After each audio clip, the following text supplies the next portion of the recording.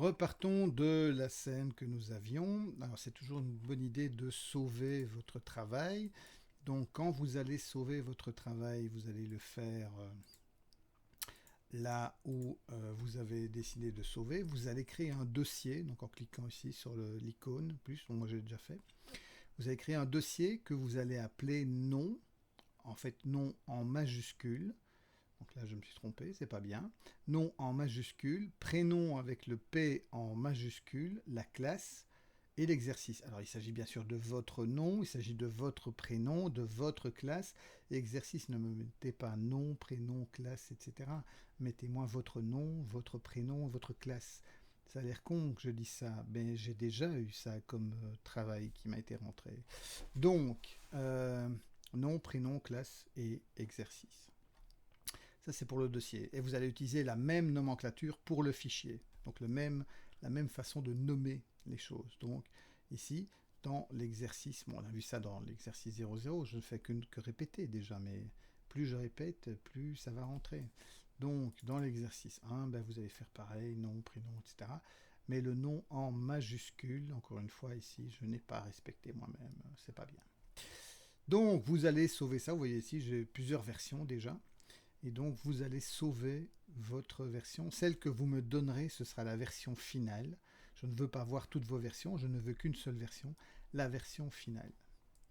Ok, donc on a sauvé la scène et nous allons maintenant continuer notre travail. Alors, euh, on a besoin d'avoir les mêmes montants de l'autre côté. Donc il y a une fonction pour ça très simple qui s'appelle le miroir. Mais avant d'utiliser cette fonction, nous allons d'abord faire en sorte que tous ces éléments-là aient leur point de pivot, c'est le petit point orange qui soit ici, soit juste au centre du monde ici. Donc pour ça, on va dans Objet, Apply, Location.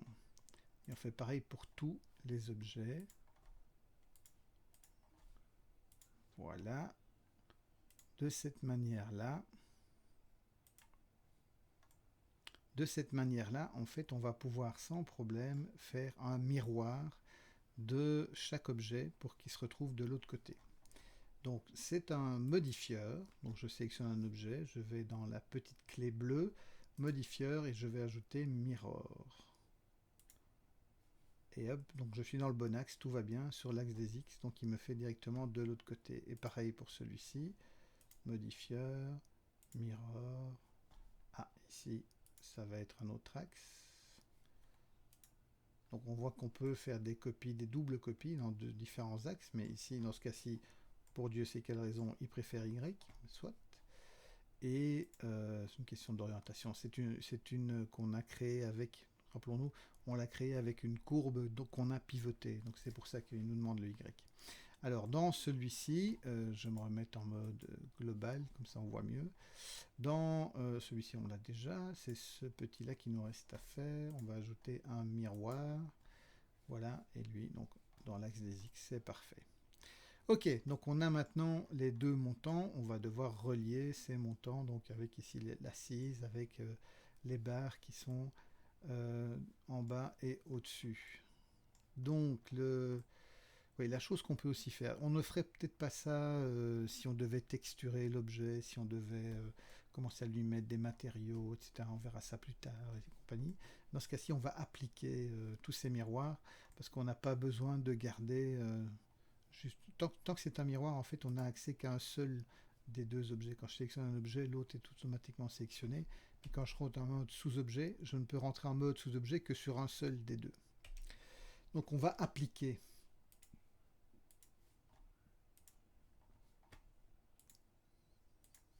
Et voilà. Et voici. Et même ce qu'on va faire aussi, c'est faire en sorte que tout ça ne fasse qu'un seul et même objet. Donc je sélectionne avec le majuscule enfoncé tous les éléments et je vais appuyer sur CTRL J. J comme Jason, ou oui, Joseph, ou Jean, ou, enfin, voilà. Donc, maintenant ce n'est qu'un seul objet. Il n'y a plus qu'un seul objet et on va d'ailleurs le renommer ici. Toujours bien une bonne idée de nommer ces objets. Donc, clic droit, rename, dans ID data rename. Normalement, en double cliquant, on peut déjà le renommer. Ça dépend un petit peu. Des fois, il est un peu capricieux. Donc, on va l'appeler chaise. Hein. Voilà. Et ce qu'on va faire aussi, c'est un peu sortir pour le moment de ce X-ray. Donc, on a notre chaise qui commence doucement à se dessiner. On va ajouter donc un cube pour faire l'assise. Donc S. Et en fait, ce cube, ça va nous servir à faire ces différentes plaquettes là et aussi celles qui relient les pieds et les montants. Donc, yep. Alors oui, je vais quand même réactiver le X-ray pour voir mieux ce que je fais. Je vais me placer près, toujours en me servant. Alors je sais que ces plaquettes ici qui forment l'assise ne sont pas toutes de la même longueur, donc je vais faire grosso modo la chose et on verra après. Pour les ajuster, donc je mets la bonne largeur. Je vais mettre, vue de face, la bonne longueur, si on veut, de plaquette. Donc SX. Je dois venir jusqu'au bout. Je ne suis pas tout à fait au milieu. Si, ça c'est bon. Je dépasse un peu, donc SX. Voilà. L'important c'est ma 3D, l'image de référence, c'est une référence, donc on peut un petit peu s'en éloigner. Donc RX, enfin je dis ça à partir du moment où vous ne faites pas ça pour un client qui lui va vouloir exactement le dessin. Donc je vais faire, ah oui, alors je vais me mettre en local et je vais faire un Z. Donc là le local fonctionne puisque je suis dans un objet qui a été pivoté. Voilà, alors non, pas un sous-objet, je vais le dupliquer, majuscule D, et je bouge la souris pour le déplacer. Donc quand je vais dupliquer, il est automatiquement sélectionné, prêt à être déplacé. Rotation X.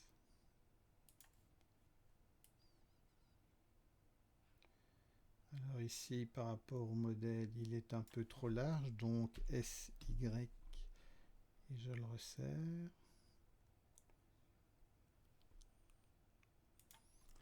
Voilà, majuscule D, et je vais le glisser sur le côté. Je vais le relever un peu. Alors RX. Et SY, on va faire en sorte qu'il ne rentre pas trop dans le montant. Alors, même si là ça dépasse un peu, c'est pas grave. Alors on vient ici, majuscule D et hop.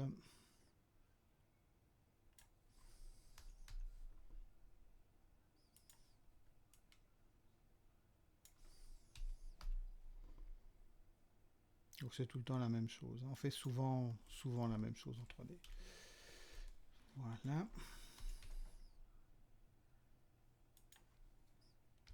Shift D. Ici il est plus étroit. Donc SY. Et voilà. Donc là on a l'assise. Je vais enlever le X-ray. Et je vais additionner tous ces éléments-là. Ouais, avant de les additionner, je vais d'abord en dupliquer un pour qu'il m'aide à faire les autres barrettes. Je vais prendre celui-là, majuscule D, et je vais envoyer là au-dessus. Alors, je vais sélectionner ces 3, enfin 4, les 5 plaquettes ici qui me servent à faire la 6, et CTRL J pour faire un seul. On va revenir à ça par la suite. Alors ici, SZ, on va le faire un peu plus mince. Et on va enlever les côtés. Parce qu'en fait, chaque fois qu'on va rentrer dans un objet, donc ici je vais avoir cette plaquette qui va rentrer dans ce montant-là et qui va rentrer dans ce montant-là. quand vous avez un objet qui rentre dans un autre, si vous avez une surface ici, cette face-là risque de se retrouver à l'intérieur, enfin risque pas, elle va se retrouver à l'intérieur de ce montant, et en fait elle va être calculée inutilement, donc autant s'en débarrasser. Donc je vais rentrer en mode sous-objet, sélectionner la face et la déliter face. Pareil de l'autre côté, X, face, voilà. X ou delete c'est pareil, donc je vais venir en mode face, front, et je vais changer la taille, SX. Faut pas que ça dépasse non plus. Donc, je vais me placer là au-dessus. Rotation, non, pas extrusion. Je vais me placer donc là au-dessus. J'ai fait un CTRL Z parce que j'avais fait une extrusion, c'était pas une bonne idée. Rotation en X. Alors, ce sera plus facile de le contrôler vu de côté. Donc, R, X, je vois. Je vais me mettre en global. Ouais, je pense que ce sera quand même plus facile dans la vue 3D. Parce qu'à partir du moment où j'ai enlevé les faces, évidemment, je ne vois plus l'objet quand je suis dans la vue de côté. Donc, R, X. Voilà, et peut-être un SZ pour un petit peu le tasser. Pas besoin d'être trop. Voilà, et donc ce montant, alors je vais déjà le dupliquer, majuscule D pour l'utiliser en dessous, mais ici il faudrait que je le courbe un peu, donc c'est pour ça que je l'ai dupliqué avant, parce que je vais maintenant mettre en place une courbature, une courbure de cet objet. Donc mode sous-objet, CTRL R, roulette pour en avoir 3 divisions, 2 fois Enter. Et l'idée c'est que maintenant je vais, donc en étant en X-ray, très important parce que sinon je ne peux pas sélectionner les points qui sont derrière. Je vais sélectionner ces points-là, majuscule sélectionner ceux-là, les déplacer légèrement vers l'arrière et avec ces points-là sélectionnés, je vais créer une légère courbe dans mon dossier. Voilà. Alors on a l'impression que tout d'un coup ça s'est un peu épaissi, mais non, c'est à cause de la sélection, la couleur de la sélection qui donne cette impression d'avoir un objet qui est plus large au centre. Ok, donc maintenant je peux dupliquer majuscule D et descendre légèrement. Je peux m'aider du design pour voir où je vais les placer. Voilà, et pareil.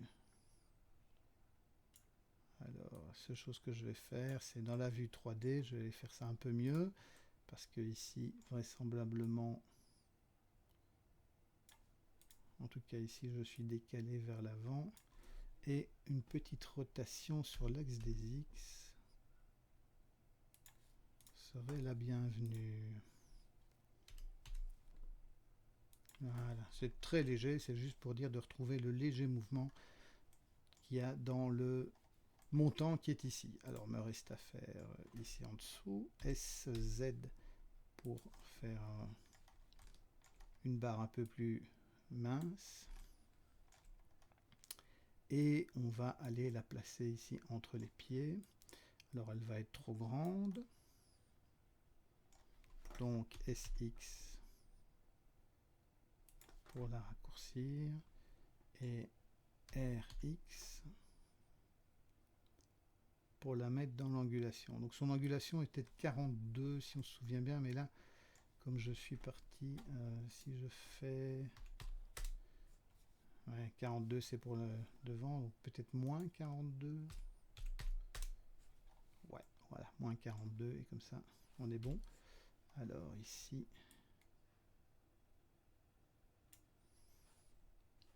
Donc c'est par rapport à son point de pivot que je peux voir que je suis dans le bon. Ok. Je le duplique.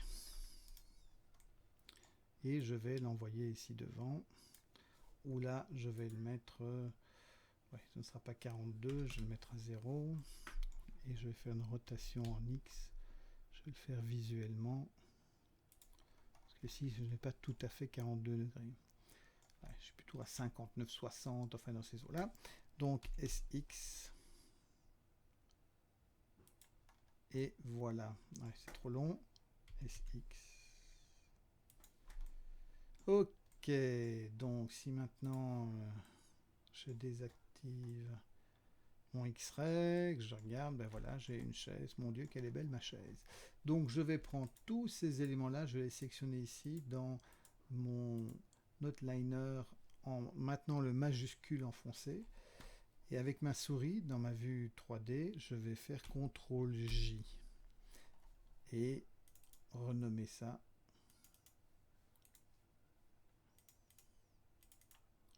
Ah, vraiment, il me fait... Je pense que c'est dû au fait que j'enregistre la vidéo. Donc, normalement, si vous double-cliquez dessus, vous devriez pouvoir changer le nom facilement. Chaise. Voilà. Et donc là, j'ai une chaise. Mon Dieu, quelle est belle ma chaise. Peut-être un peu étroite. Donc, ce que je peux faire, quand j'ai un doute comme ça, ce que je peux faire, c'est sélectionner tout, A, donc la lettre A sur le clavier numérique, et SX, et je l'écarte légèrement, voilà. Proportionnellement, c'est peut-être mieux. Donc si vous n'avez pas cette sensation que votre chaise est trop étroite, bah, vous n'avez pas à faire ça, mais voilà. Ok, donc j'ai ma chaise. Il faudra bientôt faire son coussin, et il va falloir aussi la dupliquer, etc. et faire le sol. Donc nous attellerons à tout ça dans la prochaine vidéo.